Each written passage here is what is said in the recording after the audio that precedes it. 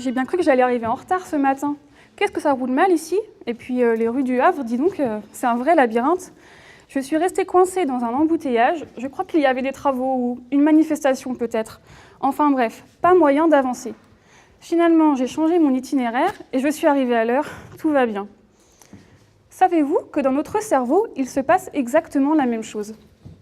Si, je vais vous expliquer. Imaginons notre cerveau comme un immense labyrinthe, un peu comme les rues du Havre. À chaque intersection, il y a des portes. À l'intérieur de ce labyrinthe, des coursiers, que l'on appelle les neurotransmetteurs, peuvent ouvrir les portes. Ces neurotransmetteurs jouent un rôle important dans de nombreuses fonctions de notre cerveau, notamment notre mémoire. Ils sont indispensables au transport de nos souvenirs jusqu'à la mémoire centrale. C'est la zone qui archive nos souvenirs. Ils y sont stockés en sécurité et pour très très longtemps. Moi, je m'intéresse à un coursier particulier, la sérotonine. Elle peut ouvrir plus de 14 types de portes différentes, dont les portes numéro 6. Il existe des molécules qui bloquent ces portes numéro 6. Ça veut dire que la sérotonine ne peut plus les ouvrir.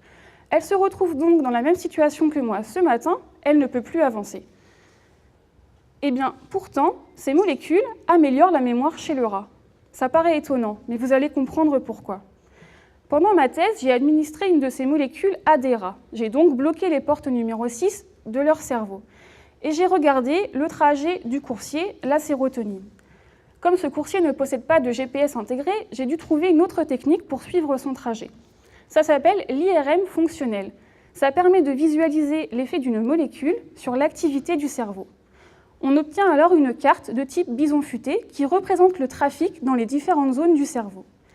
Eh bien, chez ces rats, l'activité cérébrale diminue dans les zones impliquées dans la mémoire. Sur la carte bison futé, ça passe du rouge au vert. Le trafic devient plus fluide. Le fait de bloquer les portes numéro 6 permet donc de désengorger le trafic dans les zones impliquées dans la mémoire. Finalement, lorsque la sérotonine ne peut plus avancer car les portes numéro 6 sont bloquées, elle va modifier son itinéraire et emprunter un trajet plus efficace pour atteindre la mémoire centrale. Les souvenirs sont donc plus rapidement stockés et plus facilement récupérés lorsqu'on en a besoin. Est-ce que les portes numéro 6 mènent à des voies sans issue, à des rues en travaux? Ça, je ne le sais pas encore.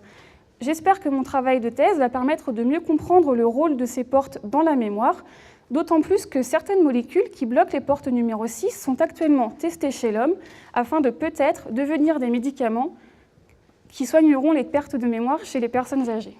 Merci.